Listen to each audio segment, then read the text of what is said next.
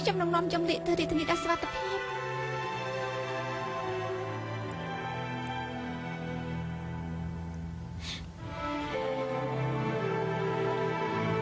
ពួកយើងមកគ្នារហូតដល់នេះទេ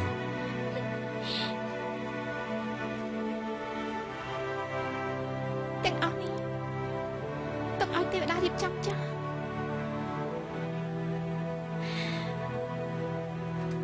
មកផងកូនប្រុសត្រូវហ៊ានប្រឈមមុខណាត្រូវធ្វើកិច្ចការធំ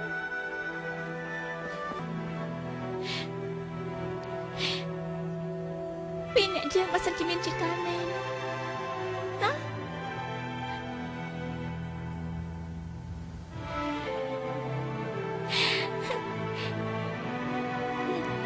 ចង្កាស់ធ្លាប់ប្រាប់ខ្ញុំថា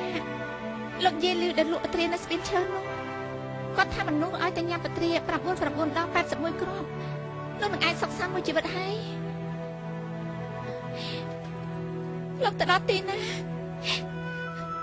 ត្រូវតែចាំញ៉ាំត្រៀឲ្យបានលើទេស្ដាប់បានទេខ្ញុំញ៉ាំចំនួននេះញ៉ាំ9 ដង81គ្រាប់បានសុខសាន្តខ្ញុំរងចាំលោកត្រឡប់មកវិញ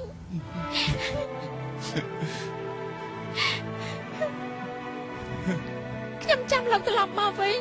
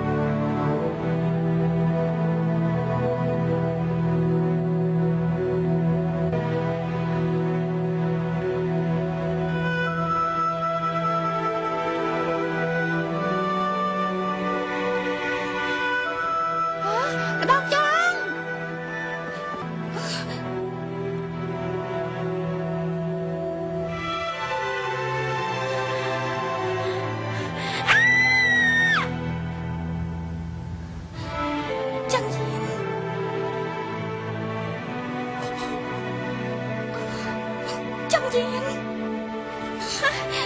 Trần Yên Trần Yên Trần Yên Trần Yên là bác cháu Trần Yên Trần Yên Trần Yên Trần Yên bác cháu Trần Yên bác cháu Trần Yên Trần Yên Trần Yên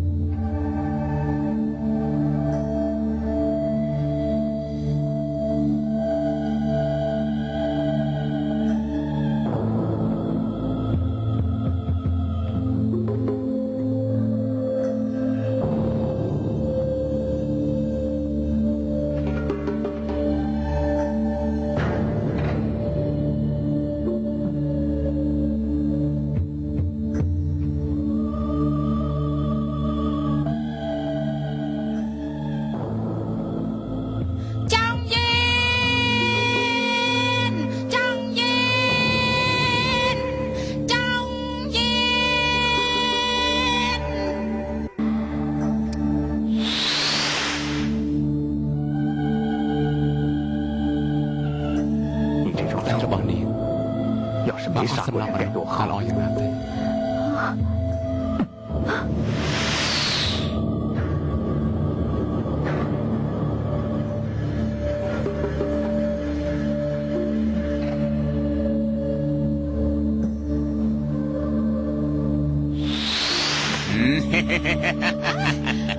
Nói mà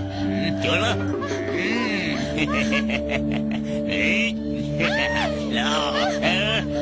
chửi mà ơi sĩ thảo kiếp nhưng chỉ sĩ bỏ đi